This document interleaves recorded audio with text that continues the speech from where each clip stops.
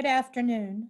My name is Melissa Williams, and I serve as the president of the Washington County Board of Education. I welcome this afternoon the members of the Board of Education, the superintendent, staff, and the community to the Board of Education's public work session. Everyone is participating in this meeting utilizing a telephone or an electronic device. It has always been the practice of the Board of Education to meet in person and to invite members of the public to the board's meetings. Due to the COVID-19 pandemic, certain legal directives, and the need to safeguard the health of the community, it is necessary to participate in this public meeting by phone or an electronic device. Today's public work session will be recorded, and the public may access the public meeting now on Channel 99, Facebook, and on WCPS's website. The Board of Education encourages the public to submit their comments in writing to boe@wcps.k12.md.us, and the information will be distributed to board members and the superintendent.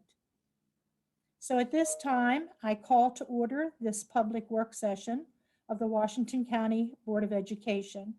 I'm requesting that all board members identify themselves in alphabetical order so that we may determine if there is a quorum of the board members present. Peter Bickford is here. Daryl Evans is here. Uh-oh. I just got knocked out. We You're can here. hear you. I know I can't see you. Mike Gaspard is here. Linda Murray is here. Stan Stauffer's here. April Zentmeyer here. Here we go. Mr. Bakum? Mr. Brookham is here. Thank you. So we have all board members present, and we have our student member present as well. So we do have a quorum. So at this work session, this is our second work session in this budget cycle.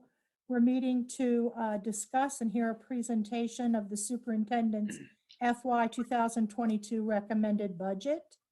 But before I turn things over to Dr. Michael and staff, I'd like to say thank you to all the staff members who made it possible to change so quickly our method of meeting today from in-person to virtual.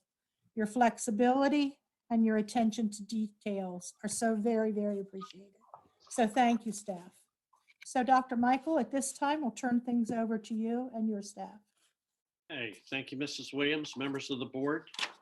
Today, we want to review again the superintendent's draft budget. The last time we talked about the budget, we were talking about, we kind of started with revenue and made a lot of assumptions.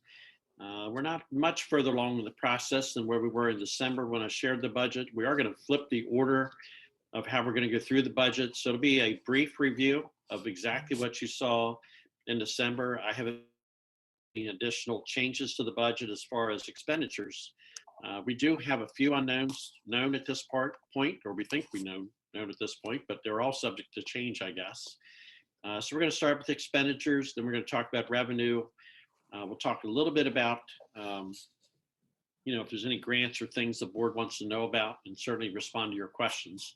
Feel free to ask questions throughout the presentation or at the end of the presentations, and we always can back up in the slides. So with that, Mr. Prue is going to be our slide advancer and share today.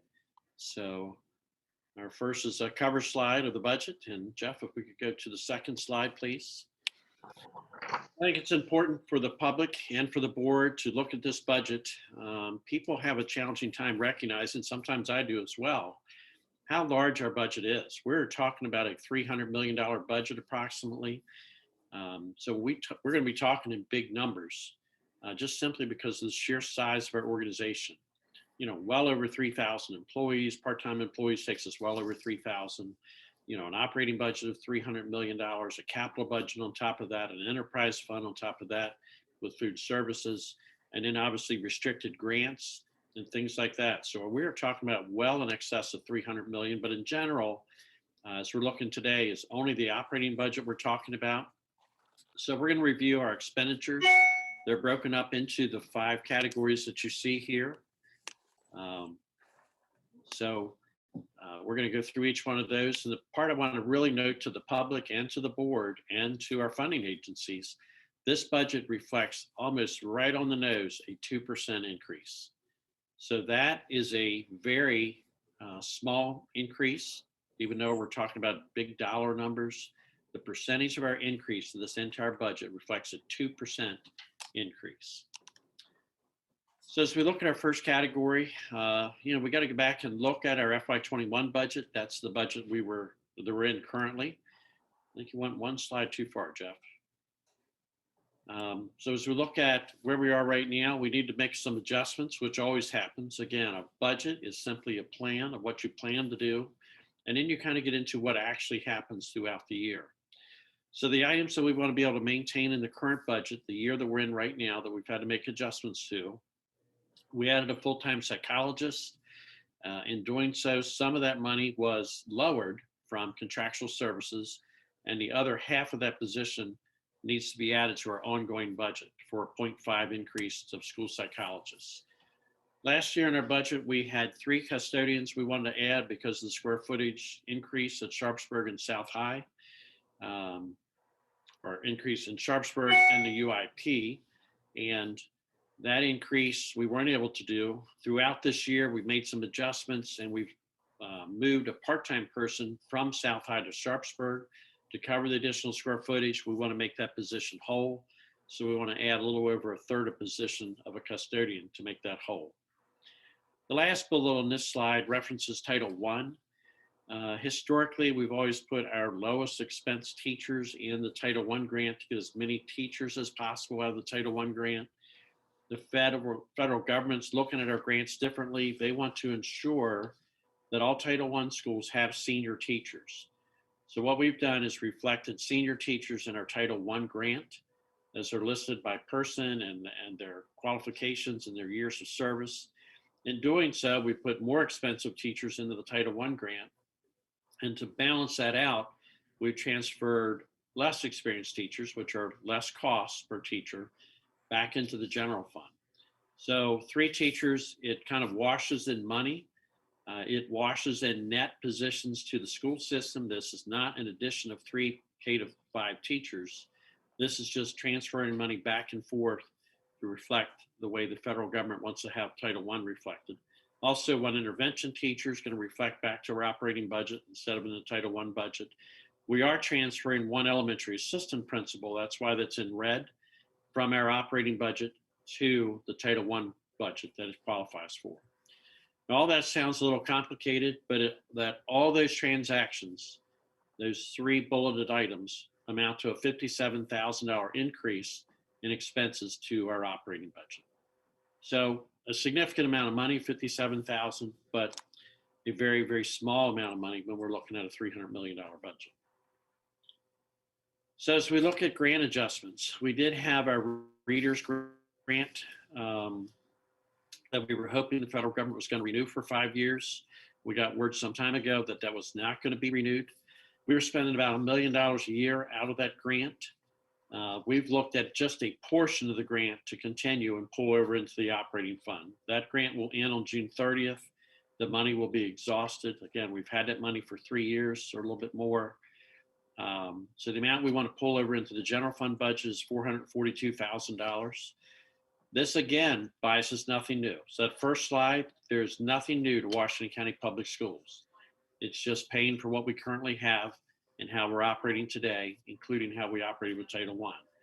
In this grant, what is new is a loss of $600,000 out of the grant that we're not pulling over into the operating budget. So we're losing even with this increase, but it's still paying for or pulling into our operating budget 2 achievement coordinators that really are the backbone of our reading program, coordinating our reading program, both at the elementary and secondary level. The 1 EL teacher, the board's very familiar with the Welcome Center over at Pangbourne for our EL students. We started that 3 years ago using this grant as seed money to start that. That has been a vital resource to our EL population. I think I mentioned, maybe I didn't, because I don't know if we met since then. I was at Pangbourne last week.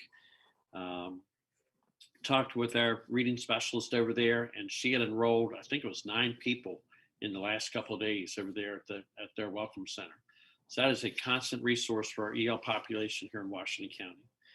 We do offer a small stipend to a number of reading teachers that are demonstration teachers of how to teach reading. This group meets and keeps up on reading strategies.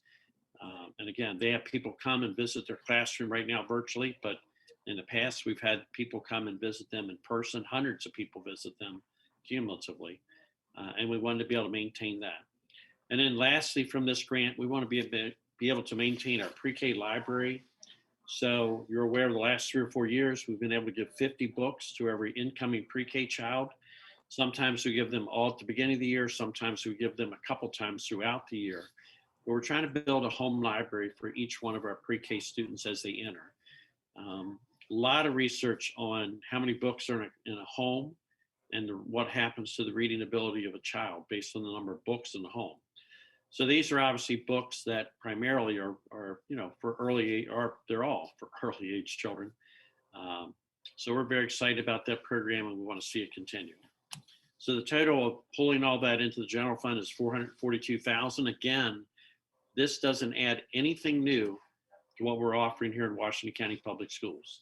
In fact, it just maintains a little over $400,000 of what we were doing with $1 million. This is a net loss to our educational resources of about $600,000. Mandatory increases, these are things that are far beyond our control. This has happened every year. And for years and years, we just continue to eat, whatever $100,000 bought. If it went up, it just buys less, and it buys less, and it buys less. We can no longer continue to do that. So our software and service contracts continue to go up. There's annual escalators in many of these. We know they're going to go up. Our phone and fiber went up substantially this year. So the net of those increases are $275,000. So those are things beyond our control. Like I say, in the past, we frequently have eaten these costs by buying less each year, but we reached the point we can't continue to do this. Our benefits package, please note this number, $6.52 million. That number is actually greater than the entire increase in my total budget that I'm presenting today. So we have had to make cuts to our internal budget to fund the items we've already shared and to fund a part of what will be the compensation benefits package if we can fund it. So please note that.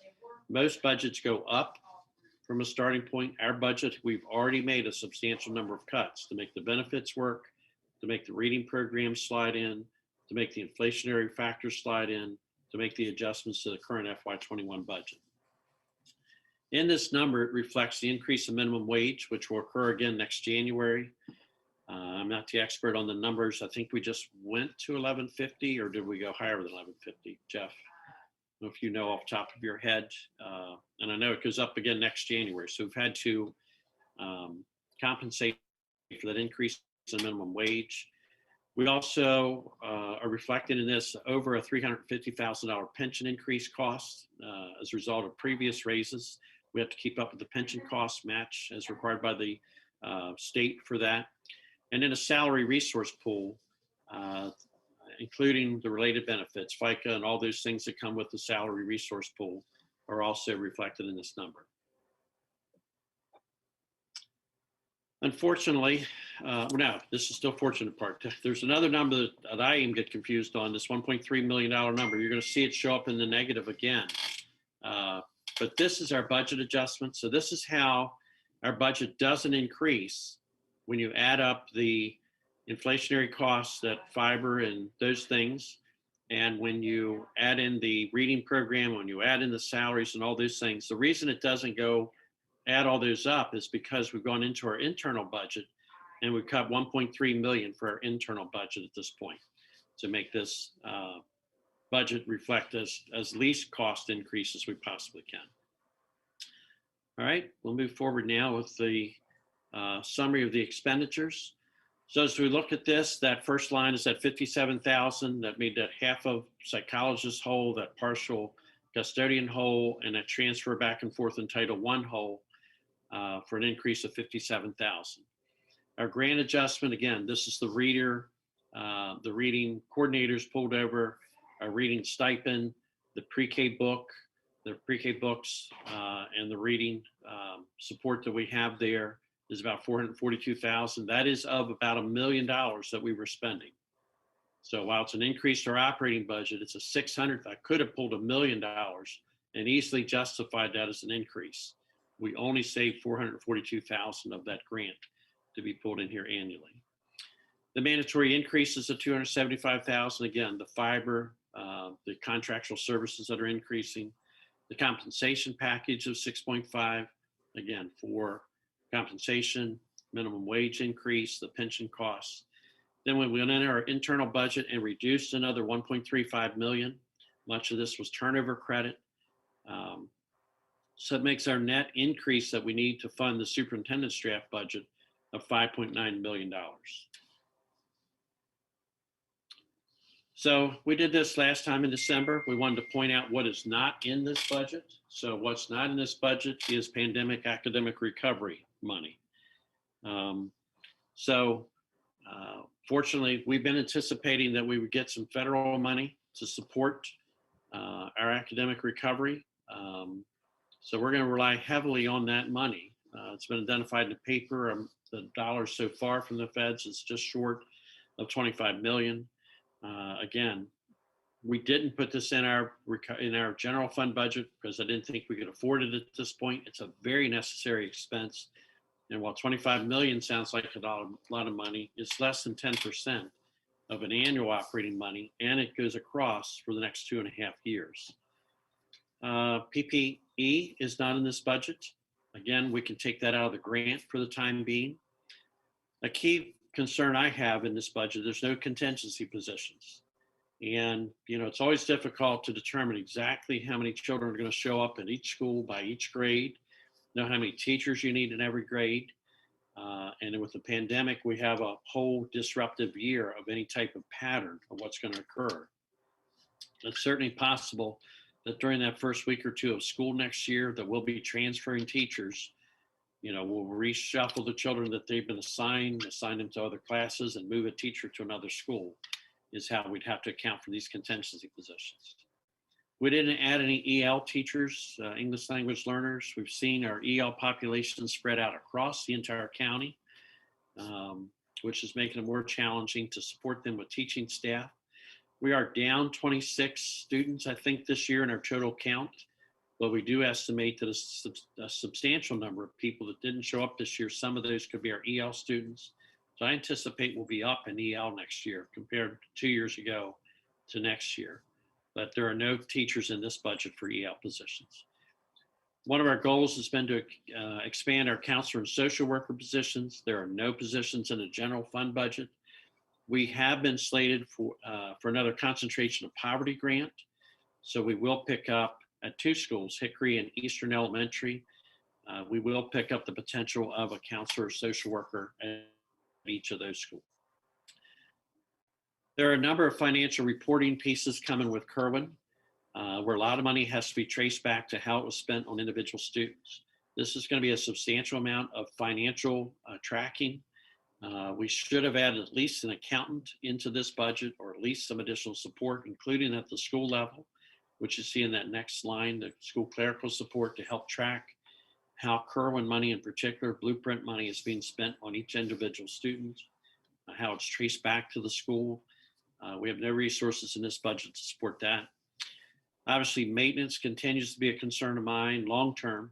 I appreciate the county just yesterday, this morning, they were at least considering, I didn't see if it passed, but they were going to supply about another $1 million towards our capital projects. I think there was a split vote, so I'm not clear whether our part passed or not. But if they did give us an additional $1 million for the Smithburg roof, that would be a huge help. But it's a long ways from all the money that we need to work on from our maintenance standpoint. A positive that's not in this budget is a health insurance premium increase. So we don't want to see those increases in our budget. So that's a positive. Our healthcare fund is still in the positive and very healthy. And it's fortunate for our employees that they will not be experiencing a healthcare increase this year like many others are. So now, last time we talked about a lot of things we didn't know. Well, now we know some things. We know our state revenue is driven off of many enrollment factors. So officially from the state, we are down 742 and 3/4 of a student in K-12 numbers. So we get portions of students that are like evening high school or students that are only enrolled in one course. You don't get to count a full, what they call an FTE, full-time equivalent. So these are counted in full-time equivalents. So we don't have any 3/4 students walking around. These are full-time equivalents. So down 742 and 3/4 in K-12, down officially 280 in pre-K students. Again, they took some half-day students, some 3-year-old students, and this is total FTEs that were down. Comp ed number is driven largely on our farm rate, and the count of farm students, free and reduced meal students, is down 672 students. I think many of those are obviously the students, the 700 and nearly 43 students. Unfortunately, many of those students are students that did qualify last year for free and reduced meals. You can see our English learner population down 26. Students that are transported with disabilities, special ed students, is down 162, and overall special ed is down by 90 students. So all of these are concerning factors in what's making up that 743 students that were down. You can see a little bit reflected in some of these other numbers.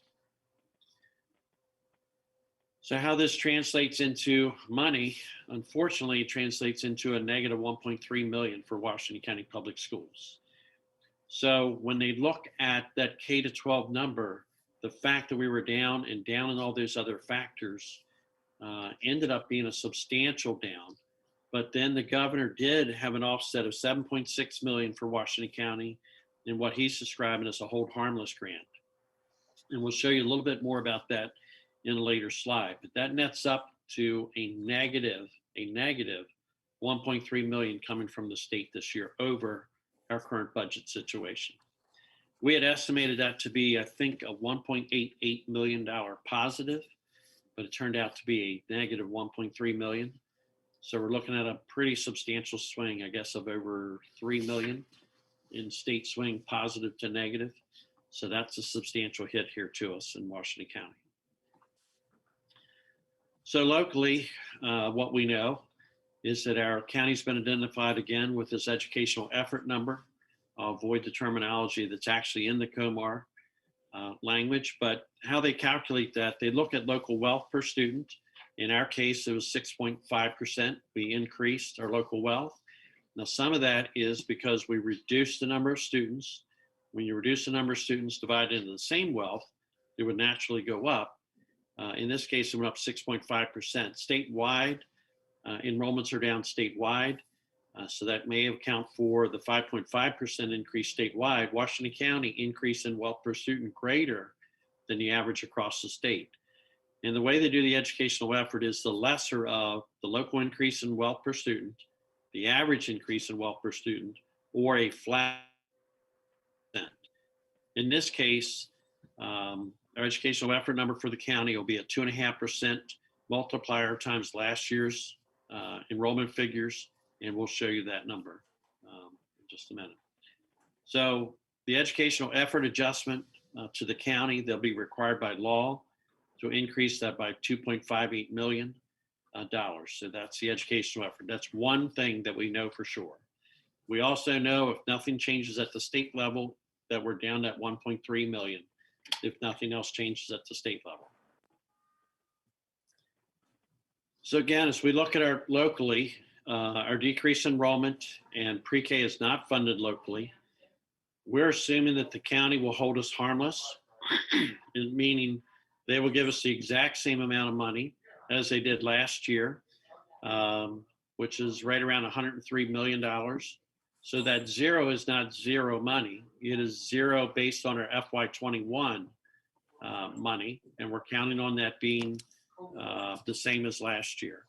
So that's why we're reflecting zero there, meaning no decrease, no initial increase over the budget from last year.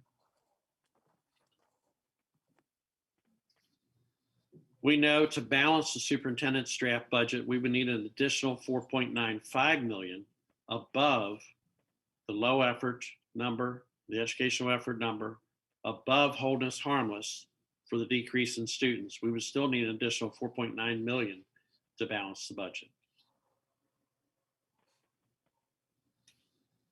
So when you look at that all together on the local revenue side, we're looking at 2.58 for the educational effort adjustment. We're looking at hold harmless, meaning flat hold harmless at our $103 million that we had last year. That does not go down. And in fact, that we asked the county commissioners to increase that even above the effort adjustment, an additional $4.95 million for a total of $7.53 million over the existing budget from last year. So in summary, the state, we're down 1.3 million. Locally, we're asking for 7.5 above FY20 numbers, FY20 budgets. We have a negative $275,000 that we need to account for. We showed that as revenue in the past. It came from interest income with interest rates falling and some of our bonds being called.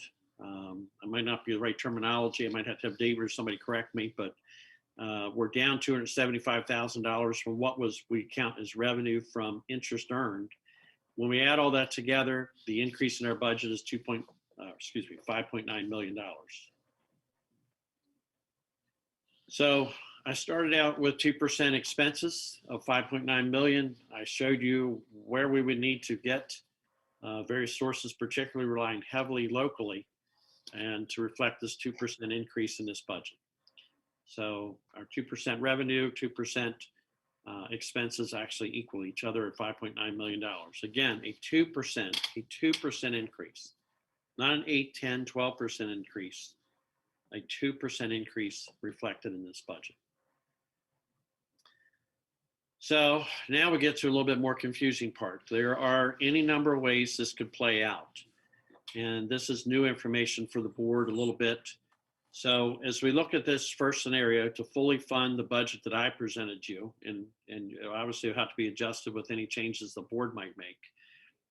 Assuming that 1.3 that we're down from the state is correct. It started out, we could have been down almost 9 million. The fact that the governor did give us $7.6 million hold harmless grant, it softened that $9 million blow to only be a negative 1.3.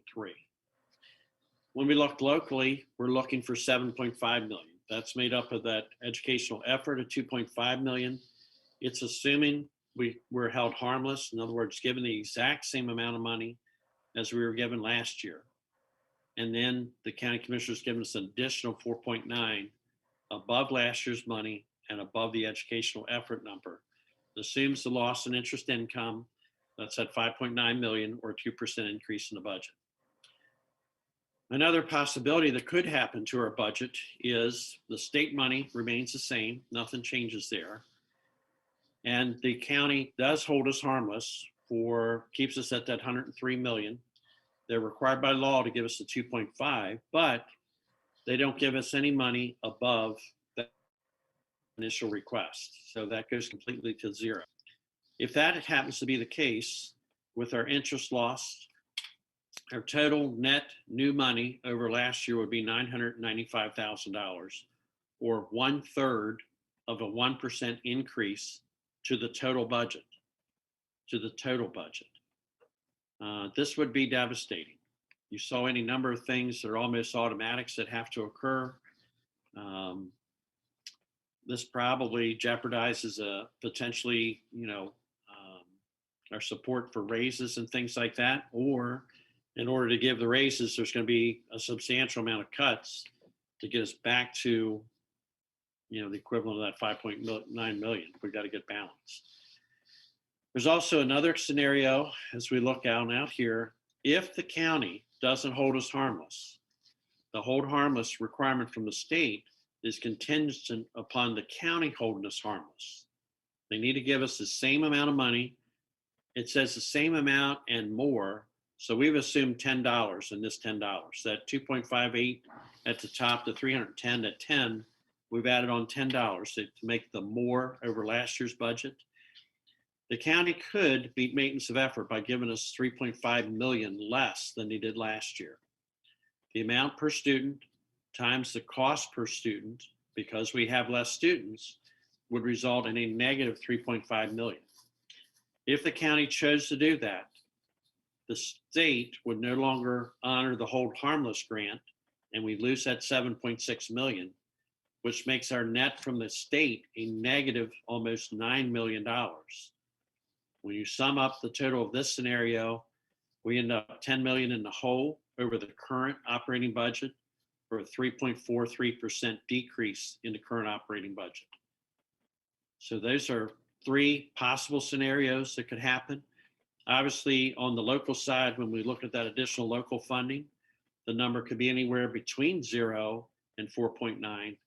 And obviously, the number then would range somewhere between the 995,000 and the 5.9 million to the positive. But again, on the negative side, if we go negative on the maintenance of effort, it's a very drastic situation. So we kind of put this in a little bit of a graphic form. So if you think about that line in the middle running up and down, that's our current FY21 budget. So FY21 budget is the 2021 school year, the year that we're in right now. So that's the baseline, that's 0. If the county were to fully fund the superintendent's budget, we would go up $5.9 million. That would be a 2% increase. If you go back and reflect through the county's budget over the last 3 or 4 years, even in difficult times, most departments went up more than 2%. Some departments went up, multiple departments went up double-digit figures. I know we're a large portion of the county budget, but a 2% increase net to our entire budget is not a significant increase net to our whole budget. To the county portion, this would obviously be closer to a 6% increase. If the county doesn't give us any additional money, does the hold harmless money, but doesn't give us any additional money, that's at nearly $1 million of new money. Obviously better than being at 0 or being negative, but it will present great challenges and cuts to my proposed budget. And then the last scenario reflects if the county doesn't give us the hold harmless money, the state doesn't give us the hold harmless money, we're looking at our starting point for next year's budget being 10 million in the hole.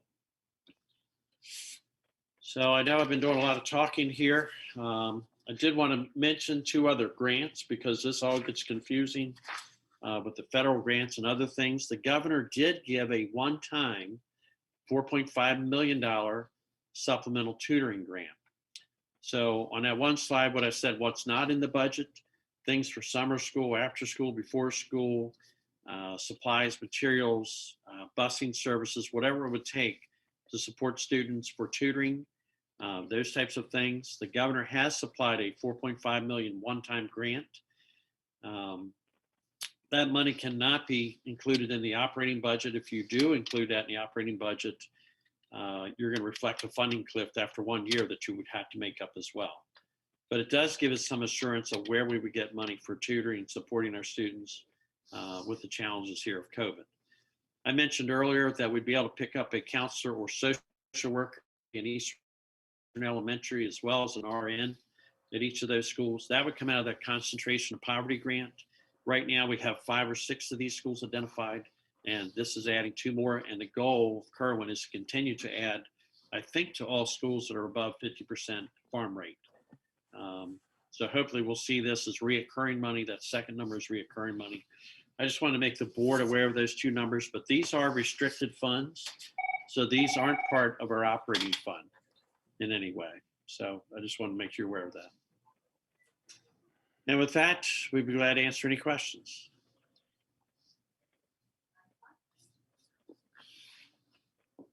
Thank you, Dr. Michael. Okay, colleagues. Questions? Mr. Bickford. Hi, thank you for the presentation. What did I hear you correctly that the state will only hold us harmless if the county also holds us harmless? And do you know the reason for that? I think the state's saying, or the governor, I'm not putting words in the governor's mouth. My interpretation of it is if the state is going to step up and not use the formula. So if you think about the governor's press conference when he talked about the budget, he described this hold harmless and didn't want to see things go down. And he was far more generous. I think the words I recall was something about, I don't know if the generous was the words, but he was provided a great deal more to education than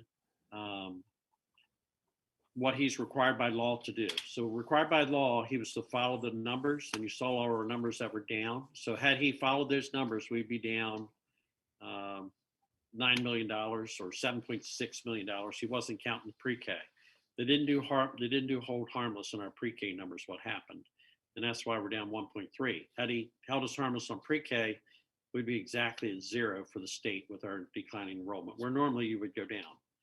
So he described it as doing better. And I think if he's going to step up and do that and fund that, he expects the counties to do that as well. I'm not trying to put words in his mouth. That's what I read between the lines. Okay, so that makes sense. And then, and my other question, I certainly know we have Ardith Cade lobbying in the state on our behalf. How do we communicate with our local legislators if we needed some support as we make our case for additional funds in the state?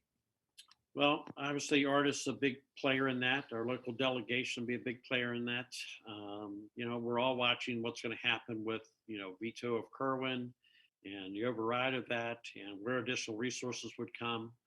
I think the legislative body can change the governor's budget, can lower the governor's budget, but can't increase the governor's budget. I see Mr. Stauffer shaking his head. I think that is correct. So, we obviously have our legislative session to get through until sine die, and a lot could change. We are appealing or pursuing our farm number. That's 675 students that we're down. We're hoping, every student's a significant amount of money. So we're hoping that number might have a slight correction, which would lessen our loss from the state. But it's not a significant amount of money that I can see right now. We're pursuing every avenue that we can to make sure we get every dollar from the state that we're eligible for. Okay, thank you. Mrs. Murray? Boyd, when will we be presenting to the county commissioners, and will they see this same presentation that you just gave us? So I think we present to the county commissioners on March 2nd. Dr. Pugh, you can correct me if I'm wrong on that. I'm doing it off memory. This is my budget to the school board. Tonight on your agenda, you have the opportunity to accept it as your draft budget. And then from there, you could add to it, delete from it, change it, increase the request, decrease the request, whatever you choose to do as a board. And then we would make the adjustments to the presentation if there are any from my draft budget. And we would present something very similar to the county commissioners based on what the board chooses to do on March 2nd. Thank you. Mr. Stauffer?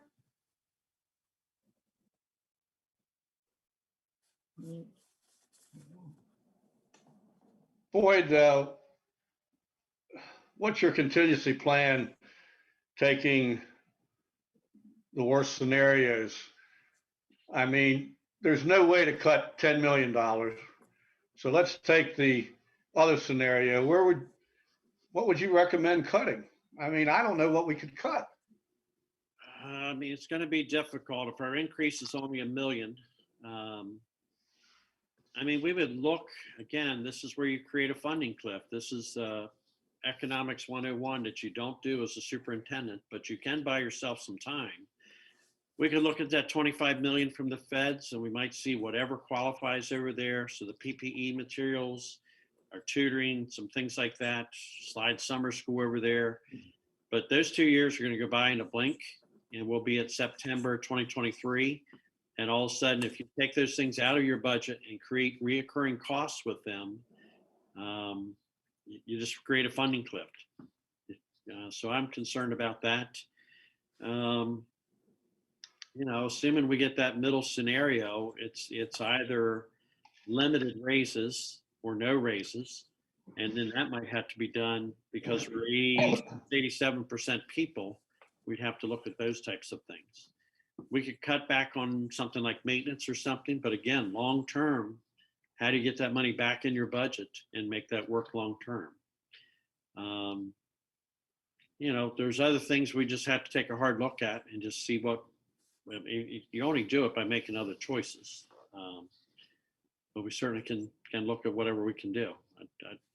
I hope we don't have to look at the $10 million scenario. I mean, that's going to mean substantial class size raises. I mean, there's no way we'd have to definitely cut a substantial amount of staff to make that happen. We have to meet IEP requirements. So I think what I've seen happen in other counties, it's not infrequent to see, 28, 30 students in some of the lower grades in elementary and even over 30 in higher grades in elementary, and pretty standard to be over 30 in secondary schools. That's not a situation. We've tried to avoid that in Washington County. One of the goals of past boards has been to maintain reasonable class sizes. And I think, we've appreciated our reasonable class sizes. We obviously get some bubbles here and there. But those are the situations you get in when we get into the money situations like this that have to be considered. Mr. Gaspard? The concentration of poverty under the new restricted funds, 497,000. How long is that for? Well, we think it's indefinitely because it's part of the overall, what started out to be blueprint money. So it is part of the Kerwin rollout that the governor supported so far. So Peggy or Jeff or Gary, help me out. I think we have 6 schools right now that were identified as concentration of poverty schools. So each of those schools has a RN, full-time dedicated RN to that school. And we've either hired an additional counselor or social worker as part, and those are requirements of that grant. So those are right out of the gate requirements of the grant. Then you can use the remainder of the grant for all types of things that support high need populations. But that is not general fund money. I just want to make you aware of that because I didn't want people to get confused. Well, you have that concentration of poverty money you could cut or you could use. It's not an option. You have that governor's one-time money you could use. It's not an option for reoccurring costs. I don't know if that helps, Mr. Gessford. Yeah, it does. This is David. We currently have 5 schools and we'll have 7 next year. And I can give you those schools if you want to know what they are. Yep, go ahead and rattle them off, David, if you have right at your fingertips. Bester, Lincolnshire, Pangbourne, Ruth Ann Monroe, and Salem Avenue. And next year we're adding Eastern and Hickory.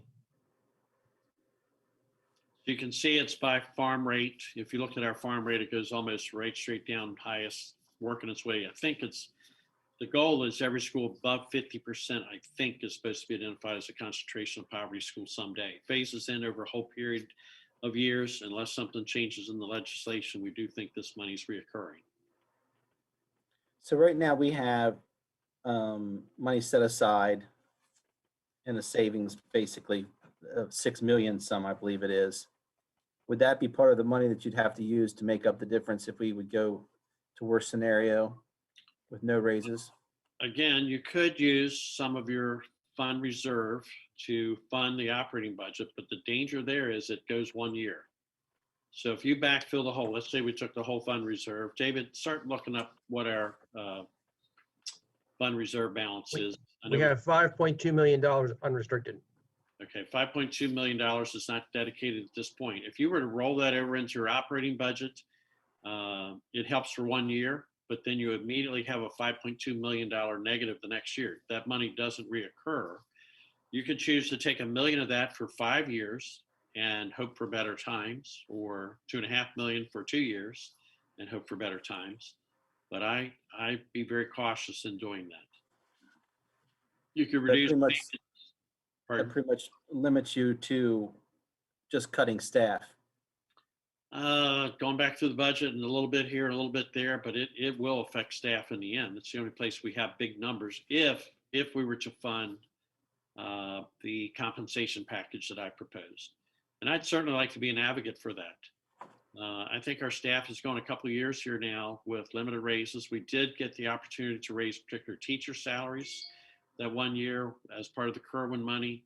We had the requirement that we had to get to 3% for all employees, and then there was a bump for pushing up the front end. So I was, very happy to be able to do that.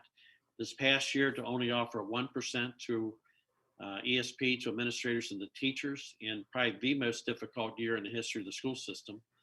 I regret that that's all we were able to give, and I certainly hope we can do better than that for next year, but not with, the second or third scenario. It's going to be nearly impossible to do that unless we're willing to make substantial staffing cuts to get there.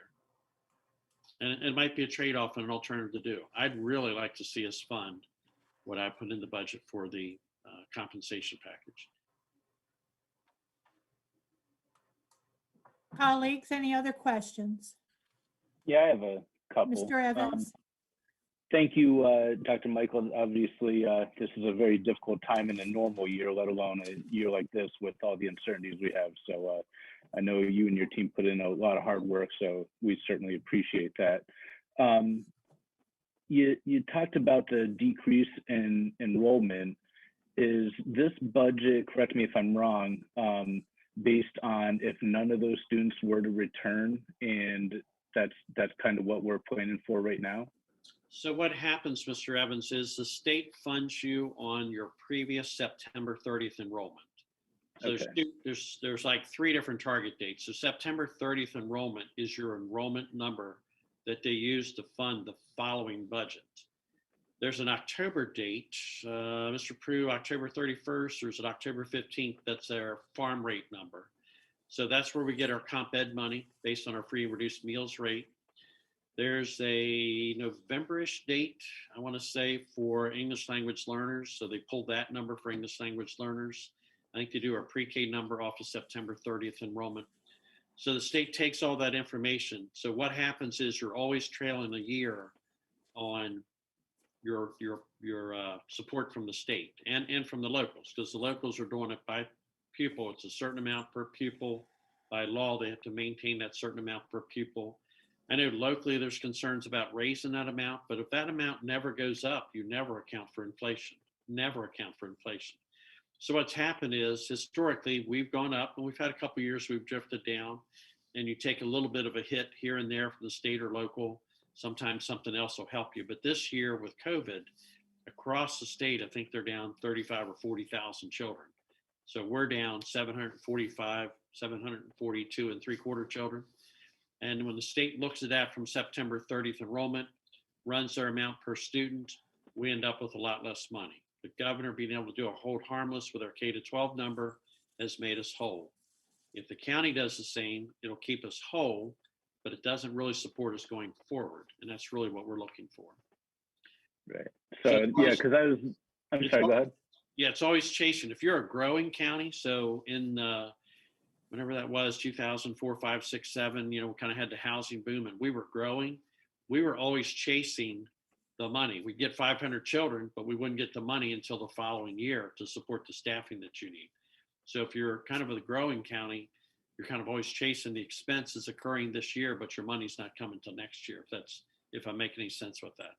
Yeah, no, it makes perfect sense, because I was kind of wondering exactly how that happened, because I was also wondering, what are we doing to try to get some of these kids re-enrolled? Because I don't know what percentages, or if there are numbers of kids that went private or homeschool, whatever it may be. Are we doing anything to try to do that? And maybe that's part of a completely different discussion, but are we trying to make that happen easily, or what?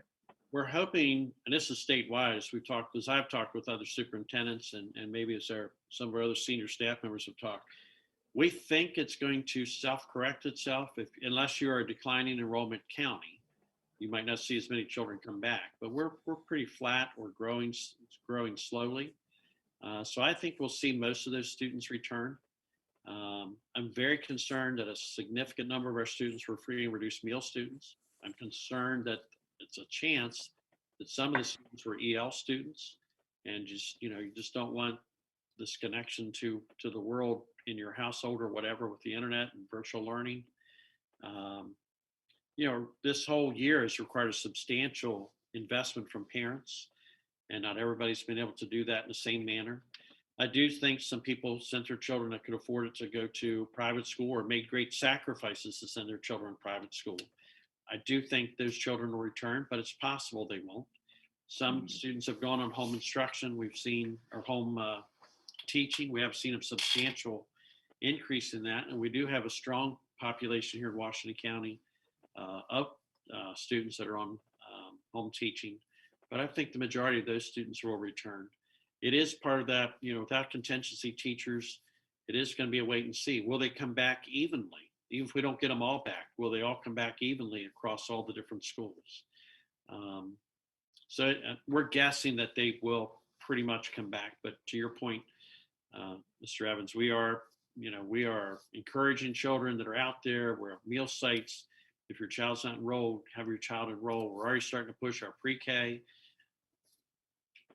for next year. One of our big declines was pre-K and kindergarten.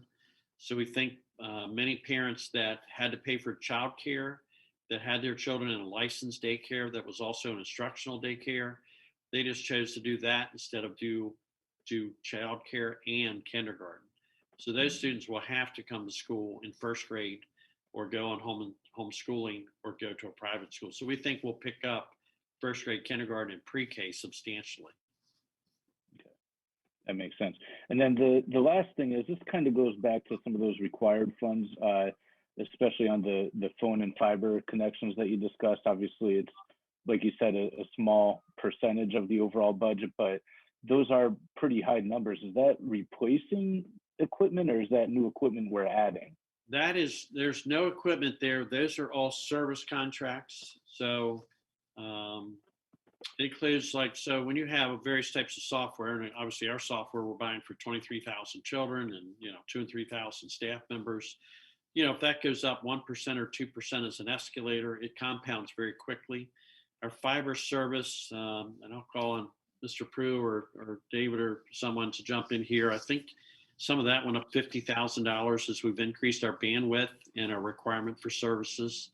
So a lot of that is contractual services. Every, tens of millions might be too high, but millions of dollars with 1 or 2% on top of it has driven that up to that expense, is what that is. David or Jeff, you want to be a little bit, Eric, you want to jump in and be a little bit more precise on my interpretation of that number? The expense is well over $1 million for the basic software packages that we're talking about. I don't have the exact number. Eric might have that, but this is for the phone and fiber optics connections. Part of that is 105,000. Other things are for the teacher evaluation software, the professional learning management program, the classroom instructional programs, just a whole bunch of different software packages that we use. But David, these are the escalators. These are the escalators on that, not additional That's right. software. This is just that 1 or 2% increase from year to year. That's right, and it tends to be a little bit higher than that. I think a lot of times there's 3 to 5%, but yes, it's just the escalator on those contracts for very essential pieces of software that we have to do various aspects of our operations. Okay. I think that's all I have. Thank you. I appreciate it. Thank you, Mr. Evans. Okay, we have about 7 minutes left in our hour. Are there any other questions? Dr. Zentmeyer? Is consolidation of schools an avenue that we could look at for resources in a worst case scenario? I think it could be. Part of that challenge is the way the state law is, guidelines at least are set up. You want to make sure that you have community knowledge of what you might be doing. So if that decision as far as closing for this upcoming September would have to happen very quickly. I think you have to allow 4 or 5 months for an appeal process. So we're probably going to run out of time for any type of emergency closing of a couple of the schools if we were to accelerate that process. I do think, again, I don't want to get ahead of redistricting recommendations and things, but if the board were to decide to close schools and knew when they were going to close them, whether that's a year away, 2 years away, 3 years away, you might be able to bridge the savings of those schools. Maybe with Mr. Gessard's idea, do we use some of the fund balance? And where do you replace that when you get to the funding cliff? Well, that would be the year that X school would close. And we estimate we would save $1 million, $2 million in that closing. And that savings goes on indefinitely. So you could do some creative thought processes like that. Again, I would caution the board of doing any short-term count on this money for the future when you can't count on it. If you can determine money you can count on, then I think to use the fund balance or make one-time cuts knowing that it's coming back a year later or something like that, or use a grant to fund a bridge, knowing that you've got a place that money's coming from.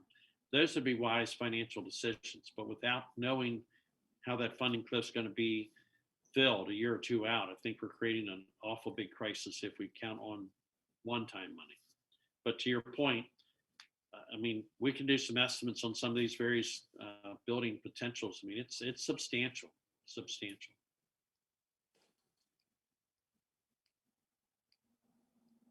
Any further questions?